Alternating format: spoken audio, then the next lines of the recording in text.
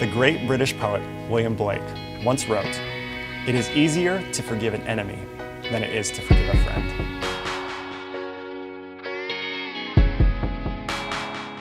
When an enemy hurts us, we can understand. An enemy's desire is to see us suffer. But when a friend hurts us, or says something negative about us, or offends us, that is when forgiveness is truly tested. Because when a friend hurts us, we are left face to face with the question of why and the sense of betrayal. 2 Corinthians is a letter that deals with betrayal, the question why, and ultimately redemption. When we finish 1 Corinthians, the church in Corinth seemed to be in a good place.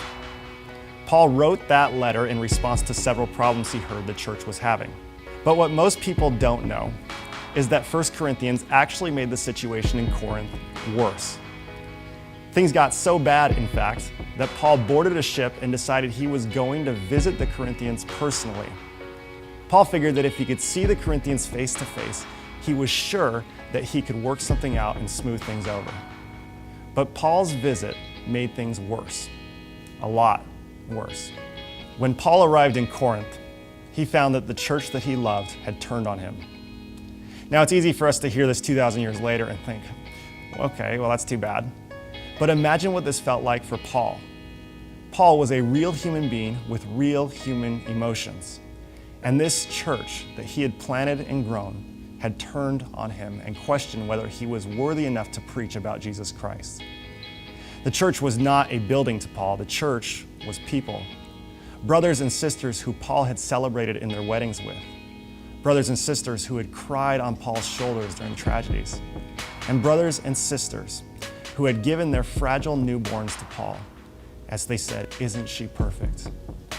It was these people who all of a sudden began to question whether Paul was worthy to be a teacher on who Jesus Christ was. The Corinthians had three major concerns about Paul. The first concern was that Paul seemed to be very adventurous and daring and bold in the letters that he wrote.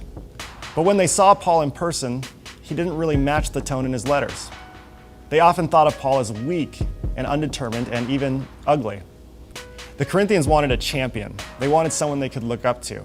They wanted somebody they could be proud to call their teacher, and they got Paul instead. Some of the earliest writings about Paul's physical appearance describe Paul as a short, stocky, balding man with a hooked nose and even, get this, a unibrow.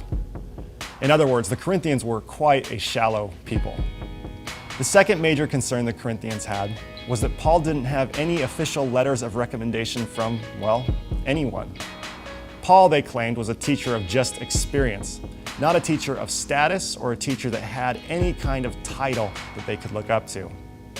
The Corinthians were demanding that Paul bring forth some sort of letter of recommendation that showed that he was an official teacher with an official title. Lastly, the third concern that the Corinthians had of Paul was that he continually refused any financial compensation for his teaching. Now, this may not seem like a big deal, but the Greeks believed that all free men should not work with their hands. That was work that was reserved for slaves. Because of this, traveling teachers or philosophers similar to Paul would often charge for their teachings to subsidize their living. Paul, in order to prove that he was not teaching Jesus Christ for any sort of financial gain, refused all payments from any church he was currently pastoring. To subsidize his life, Paul made and sold tents to the people that he interacted with. The Greeks saw this and they criticized Paul. They said, "Why are we listening to someone who acts more like a slave rather than like a free man?" The Corinthians took this criticism one step further. If Paul refused to charge for his teachings, well, maybe then his teachings weren't worth anything at all. With these three criticisms fresh in his mind, Paul left Corinth with a heavy heart. This visit was painful to Paul because the Corinthians, this beloved church, questioned Paul's motives. Paul returned to Ephesus and decided to give the Corinthians a piece of his mind. He wrote a letter that was full of rebuke, anger, and ultimately discipline. Paul finished this letter, known as the Severe Letter, and he sent it with his messenger Titus and told him to deliver it to the people of Corinth. Immediately after sending this letter, Paul became anxious. It was like he wrote an email and regretted pushing send. He was nervous about the harsh, judgmental tone of the letter. Paul grew so anxious, he became so stressed out that he actually took off after Titus, hoping to catch Titus on his way back from Corinth. Eventually, Paul meets up with him in Macedonia, and he nervously asks Titus what was the reception of the Corinthians to his harsh, severe letter.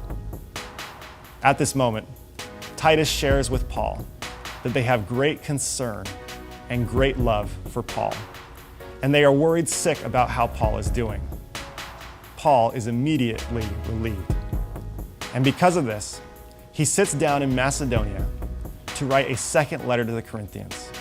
This letter that we know today as 2 Corinthians. This letter is a letter for those who have been betrayed, who have been disheartened, and who ultimately seek reconciliation.